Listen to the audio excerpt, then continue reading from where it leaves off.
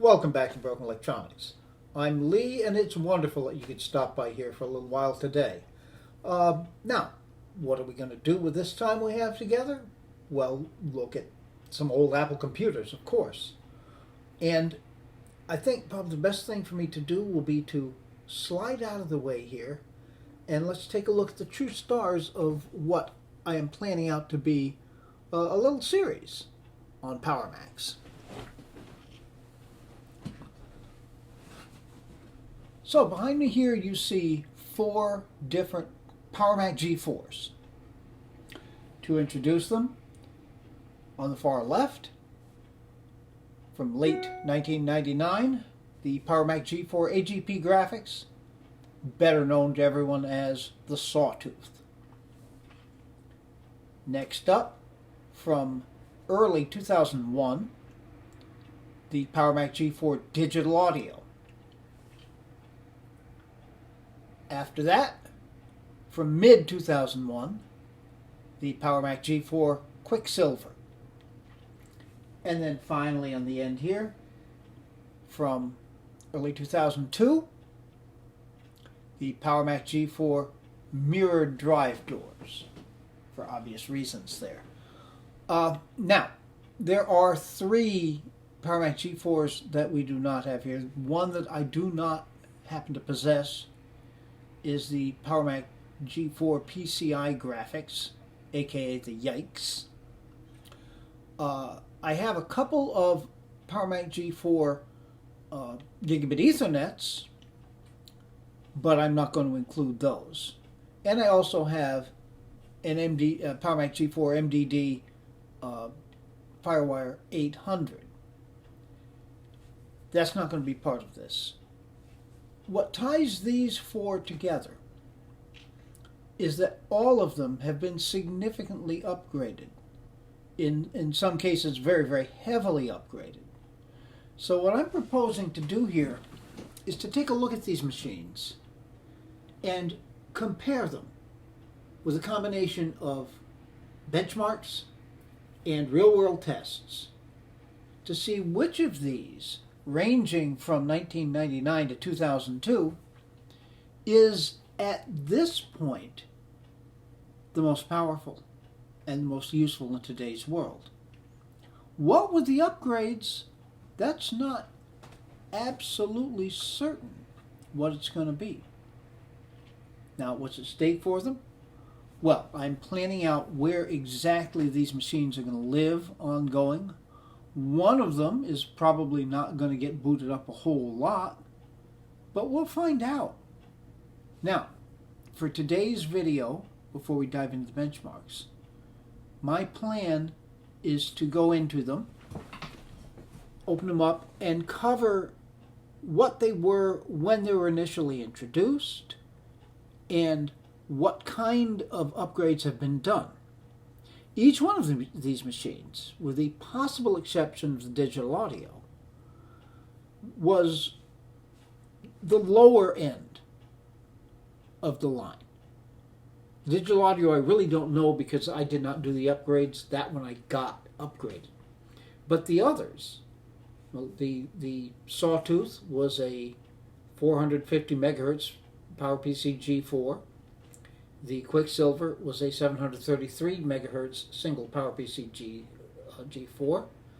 The MDD was and is currently a dual processor 867 megahertz PowerPC G4. Those were the lower end of each of those lines. Of course, they're not exactly the same machines anymore, are they? So, if you want to take a look at these machines and then get prepared, maybe make your virtual wagers as to which one of the machines is going to turn out to be the most powerful, please stay tuned. All right, we'll start out here with the oldest entry in this little competition, the Power Mac G4 AGP graphics, aka Sawtooth,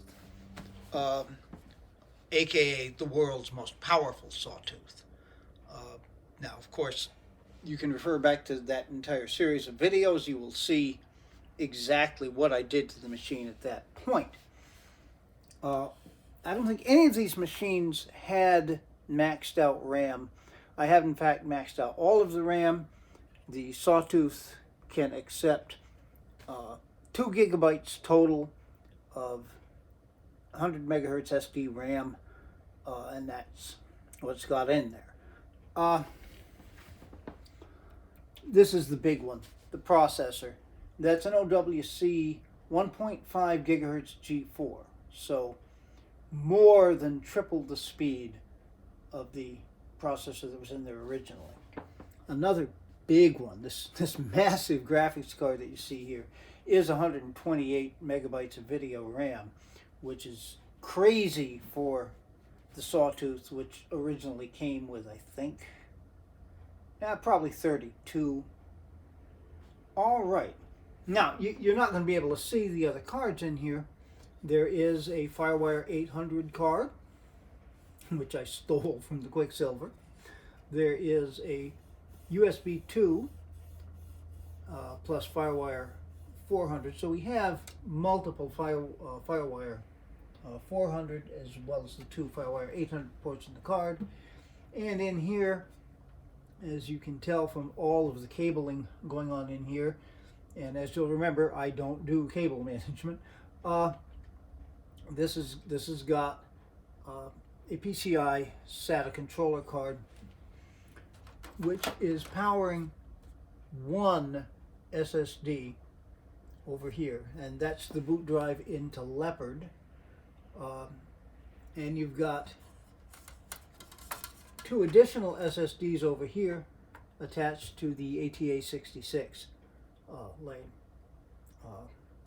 This machine is unique because it can boot into every PowerPC operating system from Mac OS 9 up to Leopard, with the exclusion of Cheetah, unfortunately. Although I do have another machine that can run Cheetah. All right. So yeah, that processor upgrade. The other thing that I did, I put in another DVD drive. It's a DVD reader only. This is not a burner. I'm considering doing something about that. But anyhow, let's close that up and move to the next entrant, the digital audio. This is the one, of course, that I did not upgrade myself. Still an excellent machine. It's got exactly the same processor upgrade card. Now with the digital audio, which clearly has a different configuration of logic board, it will only run at 1.47 gigahertz. Well, 1.5, 1.47, not all that significant. Only 3 RAM slots, although this is 133 megahertz SD RAM, so yeah, it is somewhat faster. Maybe that has something to do with why Apple cut it down. I still think it was a strange decision on their part. Upgraded graphics card. That's only 64 megabytes of video RAM. There is an added fan in here for cooling. I'm not convinced that's necessary, but it's in there right now. If I ever decide to put in another PCI card, that fan would have to go. Then, this is interesting. We have here a USB 2 PCI card with an internal port. The internal port connects up to in here, where you would ordinarily have a zip drive, optional zip drive. The original owner put in an SD card reader, which leads me to think he was probably using this for photography and using the SD card reader to transfer images onto the computer for editing. All right, and then finally, once again, and this is an interesting card. It's different than the other SATA controller cards. It is a SATA controller card, but it also has an ATA 100.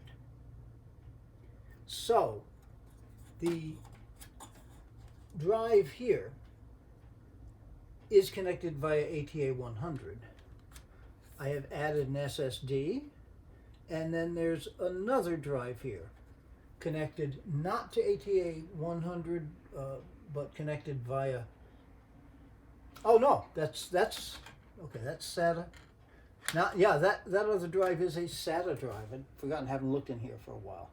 But the main thing, of course, is that SSD on which we have Leopard installed. All right. Now, one thing I did not mention about the Sawtooth, and it will also be true of the QuickSilver, these both have zip 250 drives as opposed to the SD card reader. All right. Make sure we don't snag anything. We can close that up. And now,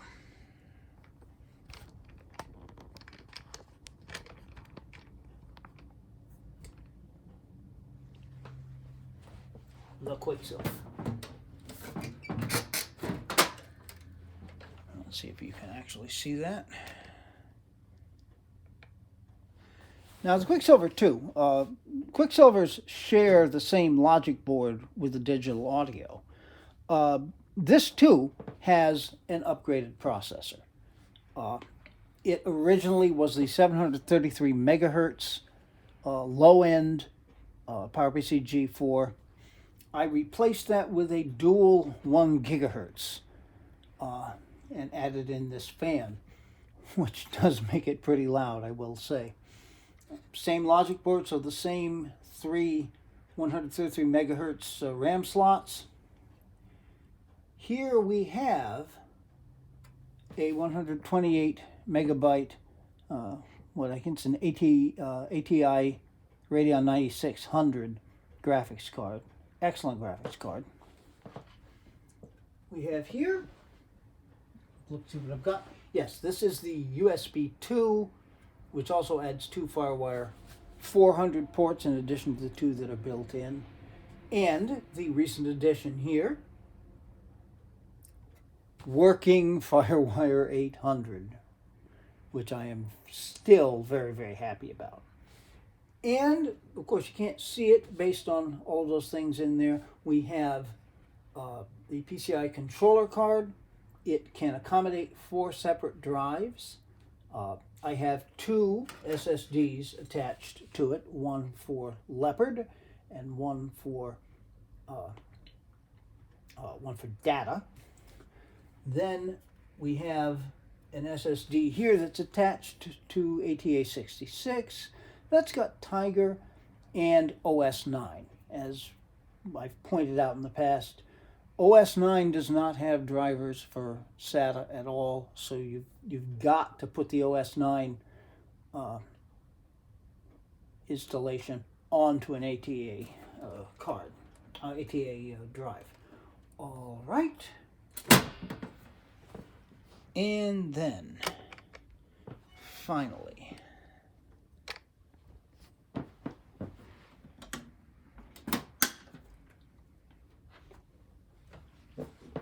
interesting. Now you can see the heatsink here.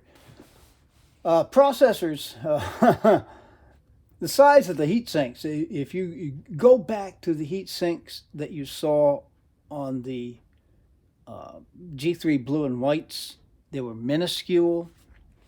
All right. They got bigger and bigger and bigger.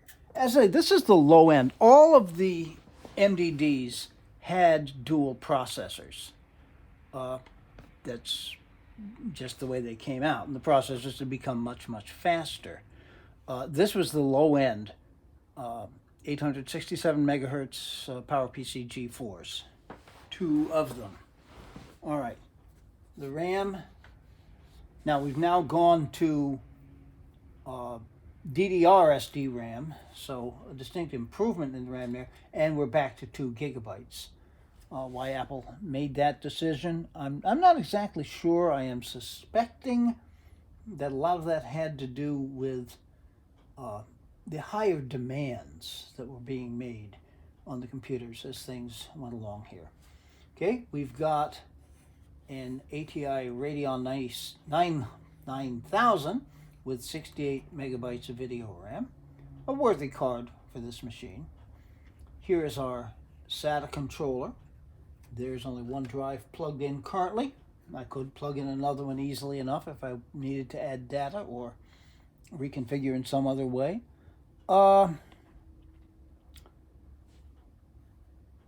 Then we have one possible avenue for expansion there. Next to that here we have a USB 2 card, which also does add a FireWire, extra FireWire 400. And then the Lacey FireWire 800. So we have 3 FireWire 800s, and we have proven that these do in fact run at FireWire 800 speeds. Boot drive for Leopard is over here, connected via SATA and the PCI card. We have 2 drives back here connected via ATA 100. The mechanical hard drive in the back was the one that came there. It's an 80 gigabyte hard drive, which right now it still has Tiger on it. I'm going to wipe it clean and use it for additional storage.